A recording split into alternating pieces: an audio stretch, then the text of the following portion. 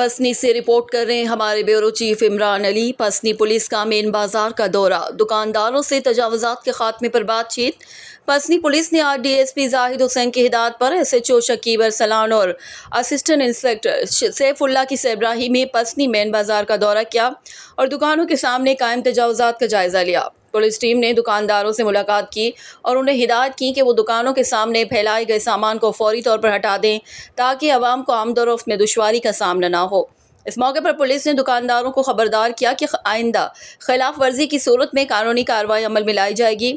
Police کا کہنا تھا کہ بازار میں تجاوزات کی وجہ سے نہ صرف پیدل چلنے والوں کو پریشانی کا سامنا ہوتا ہے بلکہ ٹریفک کی روانی بھی متاثر ہوتی ہے۔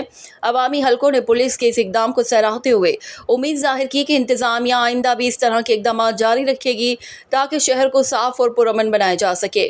پولیس نے امن و امان کی صورتحال کے جائزے کے لیے دکانداروں سے بات چیت کی۔